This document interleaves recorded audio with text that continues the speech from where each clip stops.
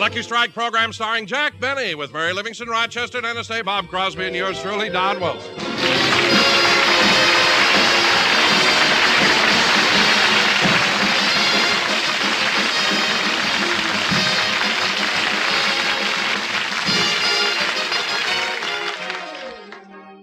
Ladies and gentlemen, every spring, as soon as the warm weather starts in California, Jack Benny and his gang take a day off and go out to the beach. As we look in on Jack's home, he and Rochester are preparing for this annual picnic. Rochester, have you got everything? I think so, boss. Towels, bathing caps, suntan oil? Uh-huh. Did you pack enough lunch? I put in some sandwiches, potato salad, pickles, celery, olives, and 60 hard-boiled eggs. 60? How come we've got so many hard-boiled eggs? Don't you remember you were faster than any of the kids on Easter morning? Oh, yes. I guess I was pretty lucky. Now, Rochester, I wonder if we should fill the thermos bottle with orangeade or lemonade. I'd suggest lemonade. That'll mix with anything.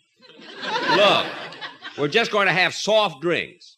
If I take a long soft drink, it's not going to be used as a mixer. It's not? No. Okay, but when the musicians find out it's just plain lemonade, you're going to have another riot in cell block 11.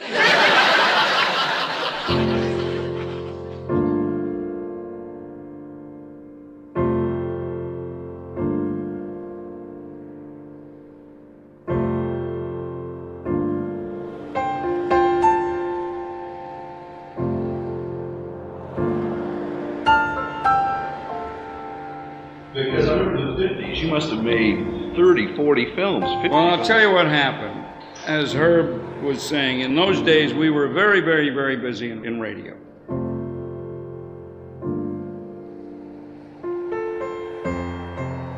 When television came around, all of the writers and producers and directors from radio were the early pioneers of television. Like Jess Oppenheimer was the producer of Lucy. So we knew them all, and they didn't know where to go. And we'd say, hey, how about it? He'd say, yeah, I got something coming up, available next week. So I was very, very busy in the early days of television. No, we just drifted with the people that we knew, and they felt comfortable with us. I'll tell you, one of the saddest days of my life was when they changed from a 6-day a week to a 5-day week. The early television shows, most of them would shoot for 3 days. Monday, Tuesday, Wednesday, Thursday, Friday, and Saturday. Now, all of a sudden, there's a 5-day week. Now, you can't do 2 shows a week. You can do Monday, Tuesday, Wednesday, Thursday, and Friday. Now, the Thursday and Friday one's going to carry over to Monday. Now, you can't do Monday, Tuesday. Oh, boy, that was terrible. During the 1954-55 season, Jack Benny had radio's highest-rated show with a rating of 5.8. On TV, his rating was 38.3.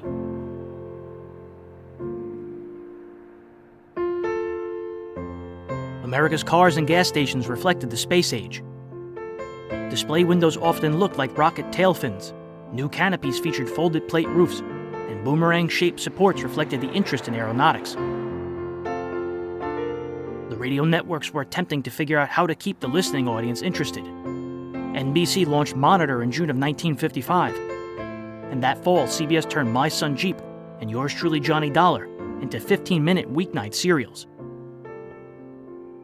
For the men and women like Herb Ellis and Herb Vigran, the new era offered insecure uncertainty.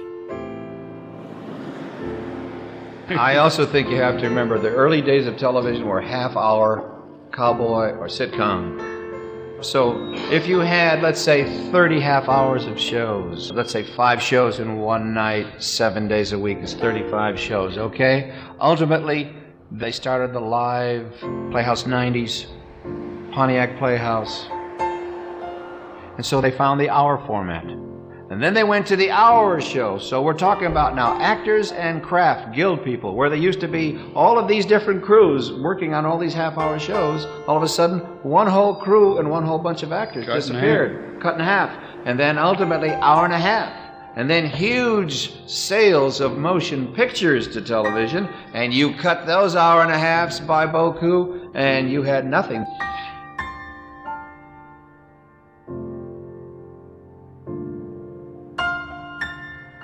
Meanwhile, the Mutual Broadcasting System was the only major radio network without a TV footprint.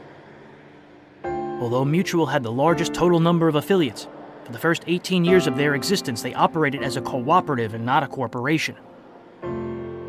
The General Tire and Rubber Company assumed ownership in 1952, but Mutual never had the revenue to jump into TV.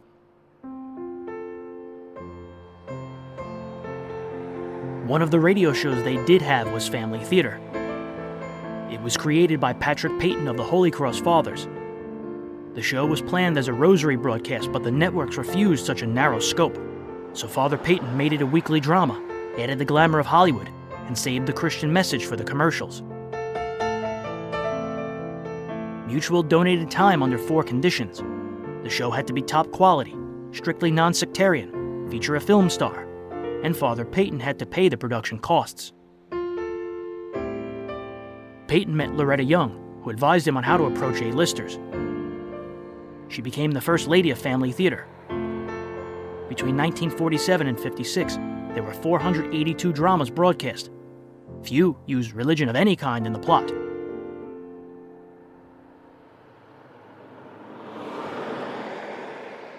The May 11, 1955 episode was called Deadbeat. Family Theater presents Bing Crosby and Paul Picerni.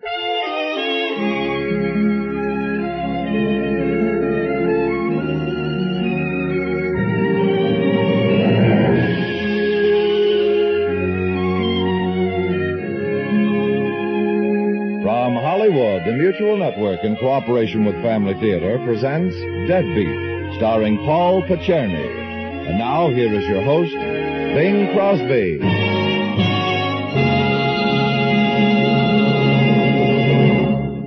Thank you, Tony Lafrano.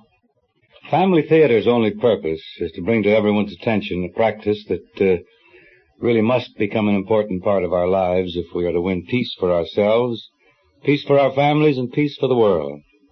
Family Theater urges you to pray together as a family.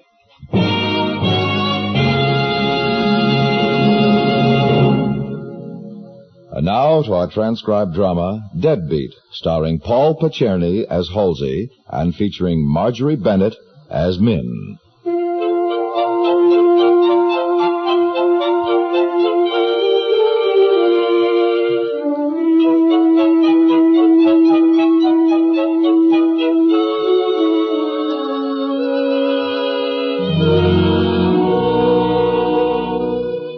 The whole thing boils down to this.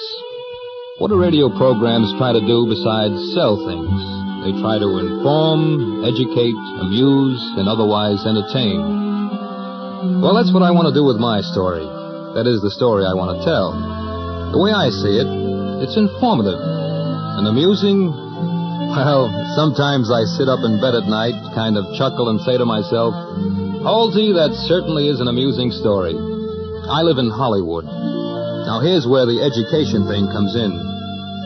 You see, in a lot of places, the minute you say you're from Hollywood, they think you're either a big liar or a big star. Even in a refreshment establishment in Pasadena, a scant 12 miles away, I've witnessed much nudging with elbows and winking of left eyes on stating that I am a resident of Hollywood.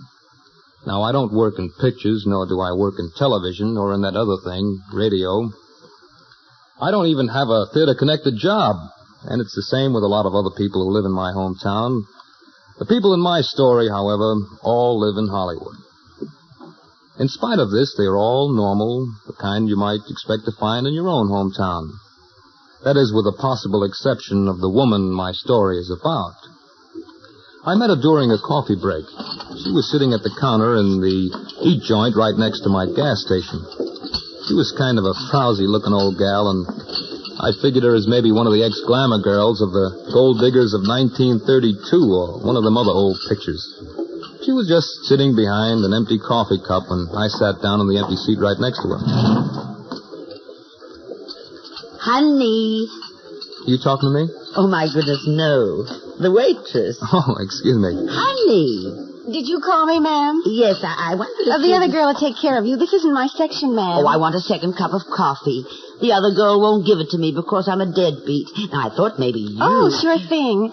I guess we can stand the traffic. You? Huh? You want something? Oh, yeah, a cup of joe. Right.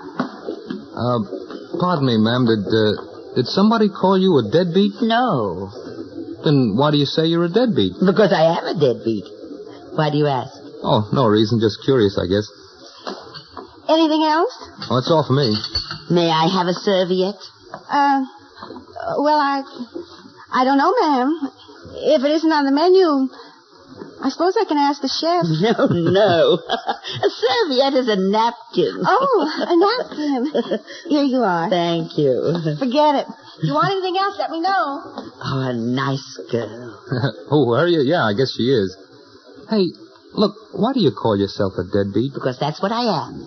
I usually try to avoid paying for what I get. I don't work, and I don't expect to be working. That makes me a deadbeat. Well, I suppose that's right. Why do you look at me so strangely, young man? Well, maybe I just don't understand. Well, it's this way. I live on a pension. Old age, you know. Uh-huh. And goodness knows it's difficult.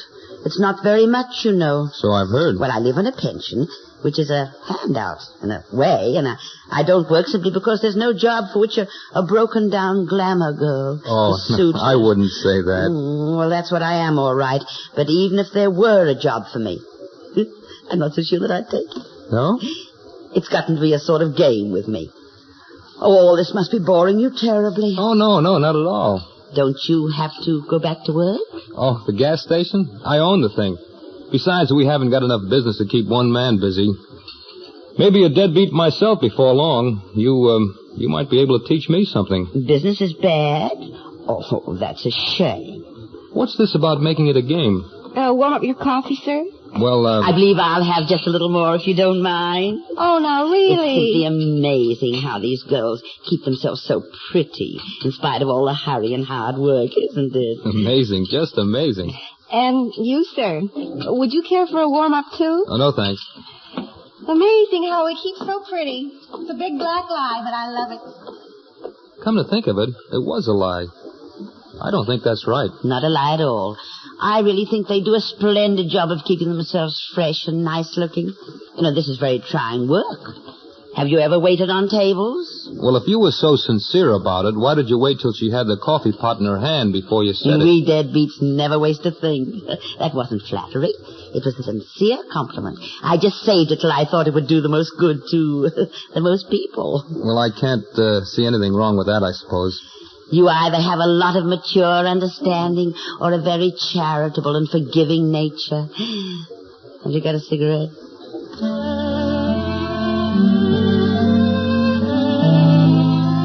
That was the way she looked to me, casting her bread upon the waters and every single slice having a hook in it. I just couldn't figure her out at all. After about a half hour, she looked up at the clock, gathered up a big shopping bag from under the counter, and we left. Well, it was certainly nice talking to you, Mr. Halsey. My friends call me Min. Well, you can call me Bill. Min, is that short for Minerva? No, just a nickname. Okay, Min. Oh, how I dread that walk up the hill. Oh, do you live up on the hill, do you, huh? It's hard enough without a heavy parcel, and I don't suppose you have a car. Well, no, not here. I ride a trike to work. A trike? Well, that's what I call it. It's a three-wheel motorcycle. Well, that's it right over there. Oh, yes. I use it when I deliver a customer's car so that I can, have something to ride back in. Well, it's sure been nice talking to you, Min. Just a minute, Bill. Huh? Is it very exciting riding a motorcycle? No, not too much. Not a three-wheeler, anyway. My late husband always wanted to ride one. You know, when he was younger, he looked a lot like you. Quite a handsome man. Are you trying to say you want to ride home on this sickle? Well, as long as you've been gallant enough to offer. It is quite a hill. And with this heavy package... Now, just a minute. I remember saying it was nice talking to you, but I don't remember offering you a lift home. Besides, you wouldn't look very dignified sitting up there on that box at your age. It might be fun, though. I believe I'd like it. Now, look, I can't afford to be running a taxi service, you know. You know, I live in rather a large place, Bill. I could introduce you to some of my friends there. The other tenants, you know. So? When they see what a charming and thoughtful gentleman is operating such a very convenient filling station, they would probably be more than happy to patronize you. More than happy. Okay, men, get on the sickle. Oh, right up on the trunk. That's right. This is going to be quite thrilling. You know, there's really no reason why you should be having trouble with your business.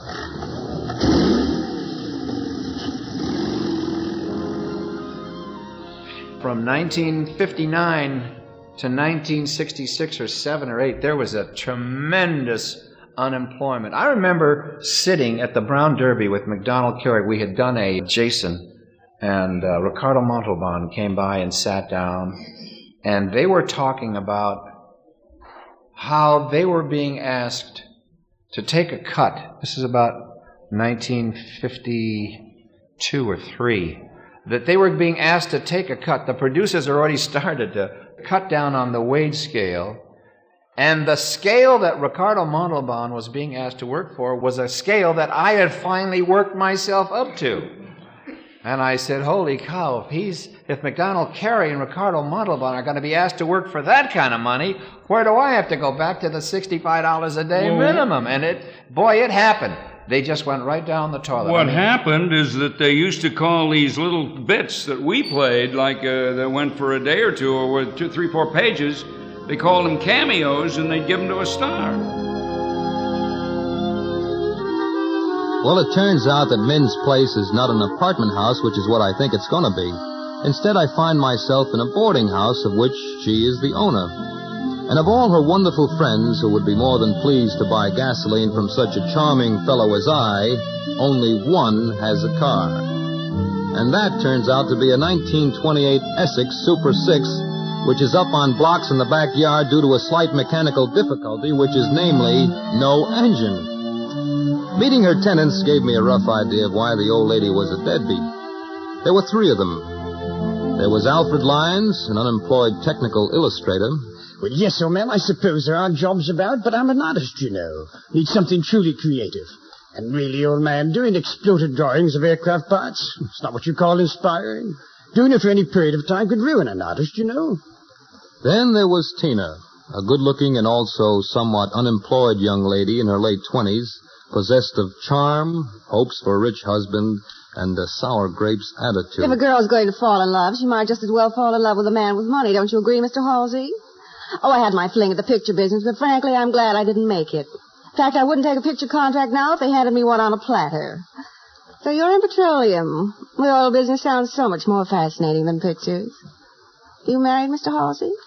The other tenant was the only one who paid anything. Her name was Mary. Mary writes some of the prettiest little poems you ever want to hear, Bill. Oh, a poet, huh? Oh, well, I write a little poetry, but they don't publish very much of it.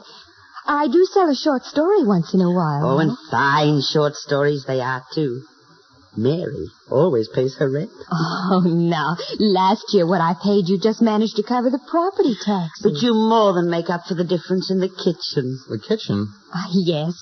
I do all the cooking for the house. I never could get the hang of cooking myself. Speaking of cooking, I'd better go put the potatoes in the oven. Will you excuse me? Oh, surely. Oh, you're staying for dinner, aren't you, Mr. Halsey? Sure he is. And call him Bill, honey. Oh, now, wait a minute. I don't think I'd better do that. We so seldom have a guest. Now you won't disappoint us. Please. Well, I'm a pretty big eater. Oh, then you'll be right at home with us. Well, then maybe I will. Home cooking might taste pretty good at that. Fine. What kind of a meat dish would you like? Oh, anything at all. It's all right with me. I think lamb chops might be nice this evening. Don't you, Mary? Mm-hmm. Sound all right to you, Bill? Sounds great. Mary, why don't you and Tina run down to the market with our handsome guest and pick up a few chops and things? I'll watch the potatoes. I should have seen it shaping up. Things might have been a whole lot different if I'd followed my natural inclination, which was to put my money in my mouth for safekeeping and run like a deer from the wolf pack. But I didn't. Instead, Tina and Mary and I went to the market. And I pushed one of those little go-karts around while the girls about bought the store out, flattered me till my ears turned red. It wasn't until after the shopping, picking up the tab for $11.86, and the dinner that my temper really began to catch up with me. A little more coffee, Bill. No, thank you. Oh, go on now. There's plenty. There should be. I bought 4 pounds of the stuff. Wish you'd bought some other brand, old man. This kind hasn't the bouquet. I picked it out, Alfred. Oh, sorry, old girl. Fine coffee. And go easy on that old girl stuff, will you?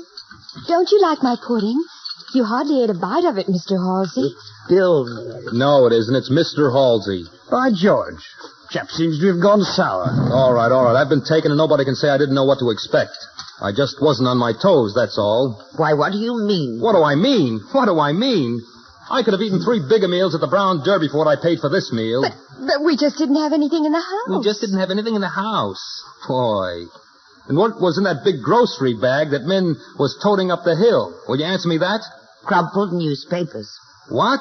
That's right, old man. Just crumpled newspapers. Minnie gets rides up and down the hill with that package. Hasn't had to walk the hill in 3 years. Now, wait a minute. People see a poor old lady with what looks like a heavy parcel, and, well, what would you do? Great Scott. Now I know why they call you Min. It's short for Minnie the Moocher. As a matter of fact, that's right. Deadbeat.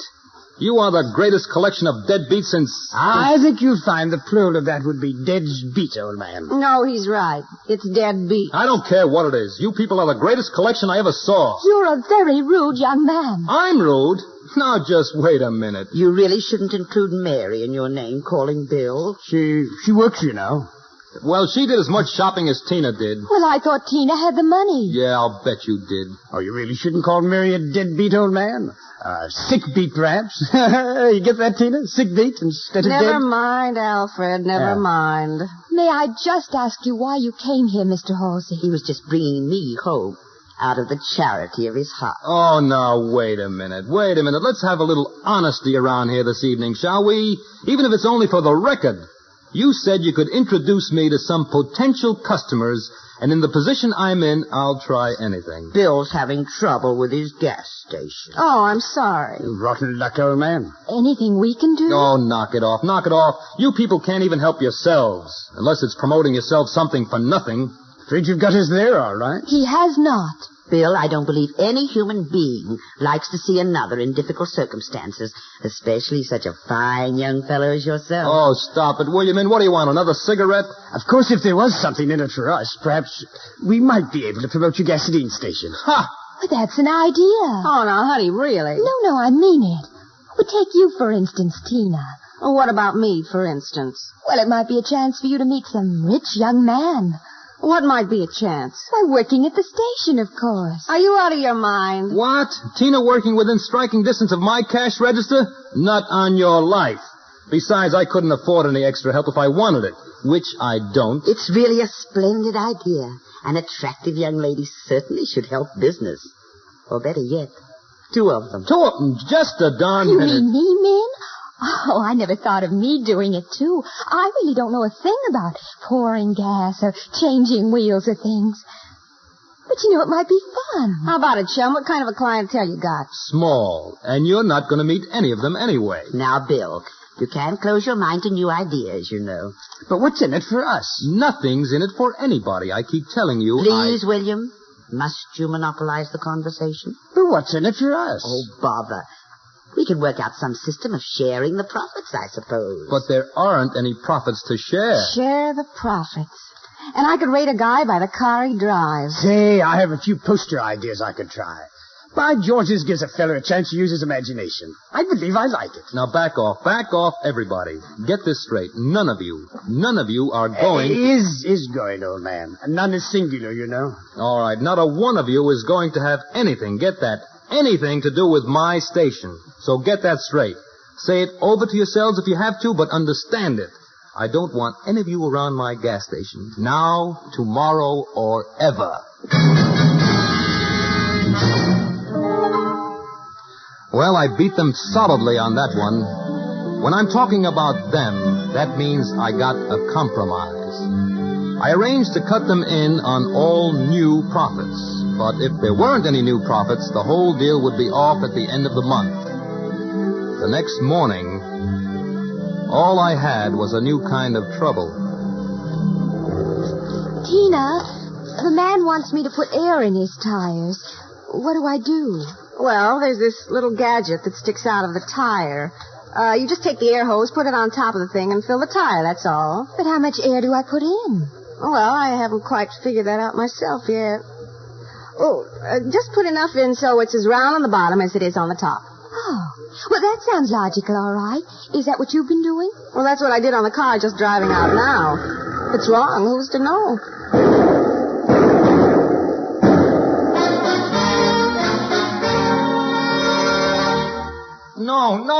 No. Look, when a customer says he wants water in the battery, he does not mean tap water. He means distilled water. Well, how was I to know? Giving you a hard time, honey? Hi, Tina. Oh, you girls are scaring away more customers than you're getting in. They'll all come back. You watch. Every single one of them. Not the sane ones. Sure they will. Look. Oh, great Scott, Tina, where did you get those caps? Off the cars. They come back to get their caps. We sell them more gas. Clever, huh? You can't do a thing like that. That's stealing. Oh, we'll give them all back. Oh, I must have been out of my mind to let you two scatterbrained females within 100 yards of this place. I don't think you're being very nice. Oh, give me strength.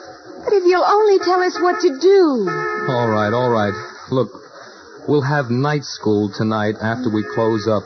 Now, take care of the customer. This one's Mary's. What's the difference? She takes the women and I take the men. Well, both of you take this one. You need the practice. Well, you don't have to get sore about it.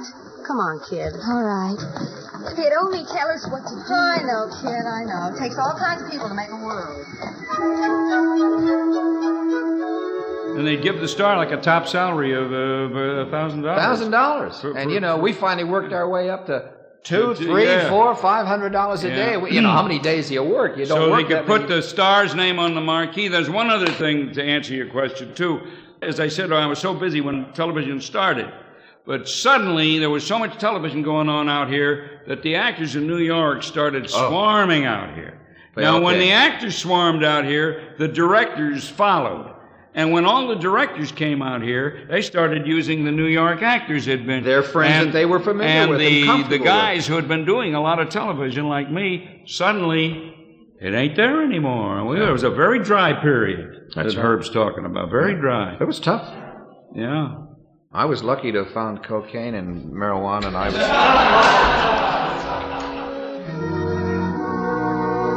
By the end of the first day, Tina had successfully bummed almost 200 cigarettes from the customers.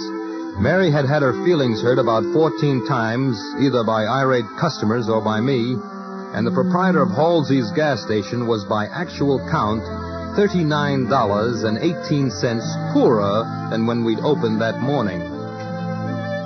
We had night school that night, and through some peculiar train of logic, which I'm still working on, it was decided that Min would come down and lend the girls the benefits of her vast automotive experience. For qualifications, she offered that her departed husband had once owned a Stutz Bearcat. After the night school, I was buttonholed by our advertising department, Alfred Lyons. Look at it. A thing of beauty. Well, it looks swell, Alfred, but we can't say a thing like that. Halsey's gasoline is atomically powered. Well, it's simply not true. Well, if you don't like that one, well, how about this one? Halsey's gasoline's got atoms in it. Like it? Well, I guess there's nothing wrong with that. Like the artwork? Very clever. And how about this one? Halsey's gas, good to the last drop. Hey, that slogan, it belongs to a coffee outfit. Oh, they don't use it anymore. Frees the air, I think. Well, we won't use it till we're sure. You got any more? Oh, that's about all. Oh, I have a few ideas, of course. I say, old man, how about lending me your motorcycle tonight? Tonight? Yes, I'd like to get started with the posters, you know. No time like the present. Well, wouldn't you do better in the daytime? No, old man. I rather think I'd better do it at night. May I have the ignition keys? Okay, it's parked in the driveway. But I still think you'd do a whole lot better with the daylight.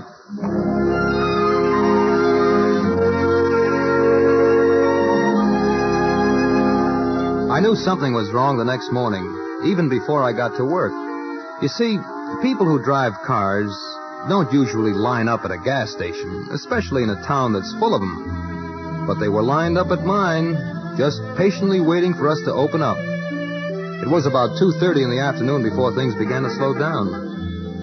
I took time out to help Minnie count the take when the guy came in. He says he doesn't want any gas. He says he wants Halsey, and he doesn't look happy.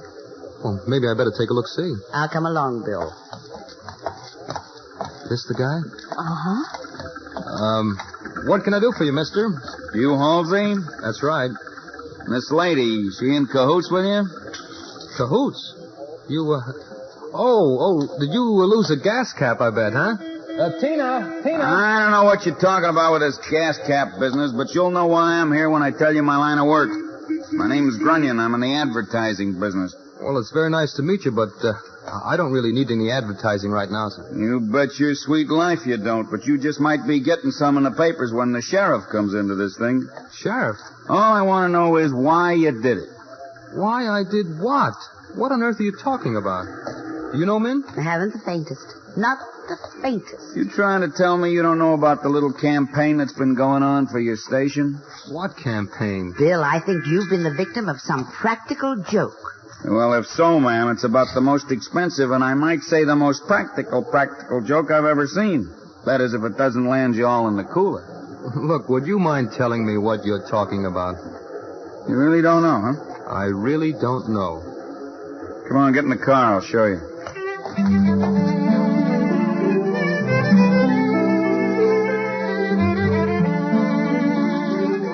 He drove us up Cahuenga Boulevard, which connects with the Hollywood freeway system to the San Fernando Valley. I looked out the window of the car and just sat there in a kind of stunned horror. On signboard after signboard, even on the ones advertising other stations, were little slogans. Halsey's gasoline's got atoms in it. Halsey's gas, the pause that refreshes. Halsey's gas, best by taste test. Halsey's gasoline, the choice of... Hey, look at that one. Where? Too late. Claimed your gas was grown in California and picked at the peak of its tree-ripened perfection. Oh, no. I really believe you don't know anything about this. Goodness knows we wouldn't know anything about it if you hadn't been kind enough to bring it to our attention. You haven't seen anything yet. Oh, you mean there's more? And we're coming to it now. There it is. That's the biggest signboard in Southern California, and the beer company that leases it pays plenty, too. You can take my word for that. Thing of beauty, huh? He'd taken the whole signboard with this one, and there was no mistaking from whom he'd taken it, because the original sponsor's name had been only roughly painted out. The sign read, "What'll you have? Halsey's Gasoline. Finest gasoline served anywhere." After that, Alfred had used a touch of originality, or maybe a qualm of conscience, because he'd added, "Don't drink Halsey's. Use it in your car." I think it's kind of pretty. Well, whoever did it shows he's got talent, all right. Look, sir, you're an advertising man. How much do you think it's going to cost to fix all this? Oh, 10, maybe 12 grand. I might be wrong, though. Don't think anything like this has ever happened before. Well, there goes my business. Tough luck. Of course, you might be free and clear legally if you can prove it is a practical joke. Well, I'm afraid I can't. Well, those are the breaks, I guess. Wait a minute, boys. Mr. Grunion, how do you feel about all this? Well, I was a little sore at first, but seeing all these signs again, frankly, I think it's a laugh and a half. Would you happen to know who owns, say, the beer company that pays for that sign? Well, I know the lady who's got the controlling interest. What kind of a person is she? Oh, I think she's a pretty good sport. Oh, I see what you're getting at. You want me to knock you down to the lady, huh? If that means introduce, I certainly do. Min, will you please stop trying to fix things? Not yet, Bill. I've got just one more little bit of dead beating to do. Then I may be through for life.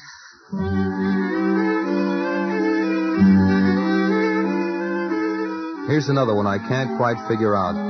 Min talked to the lady all right, and the lady not only thought it was funny, but she sent her own painters out to do the same kind of artwork on every other sign she had in the Hollywood area. But I still don't know who to call smart, Min or the lady who owned the signs.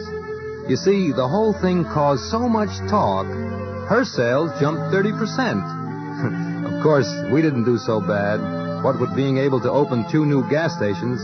So I guess everybody wound up ahead. And we're all making a living. And you might say living happily ever after. Me, the wife, and Tina and Alfred. But you know, sometimes I wonder, maybe if Min wasn't having more fun when she was just a deadbeat.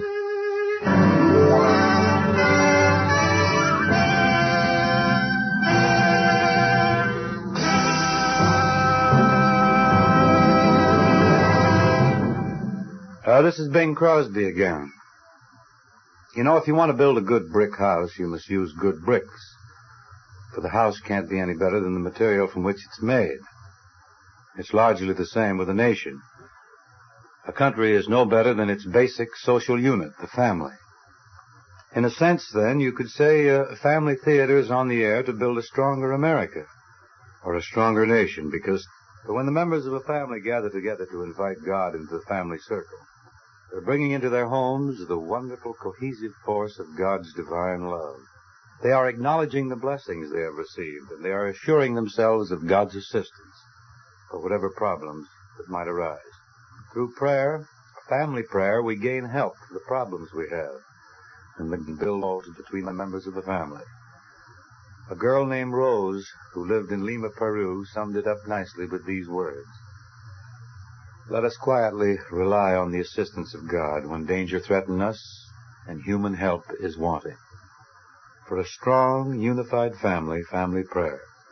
For the family that prays together, stays together. More things are wrought by prayer than this world dreams of.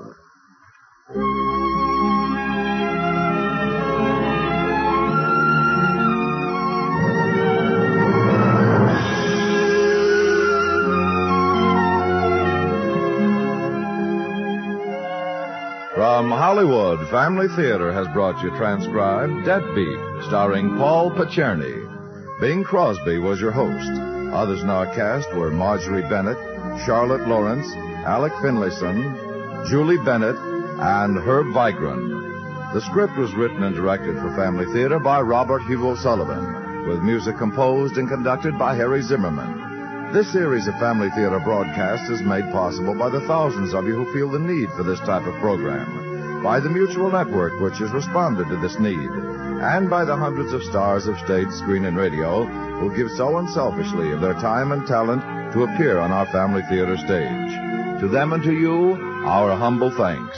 This is Tony Lafrano expressing the wish of Family Theater that the blessing of God may be upon you and your home, and inviting you to be with us next week when Family Theater will present Every Good Boy Does Fine, starring Maureen O'Sullivan.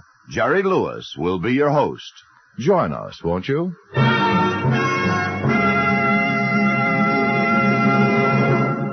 Family Theater is broadcast throughout the world and originates in the Hollywood studios of the world's largest network. This is Mutual, the radio network for all America.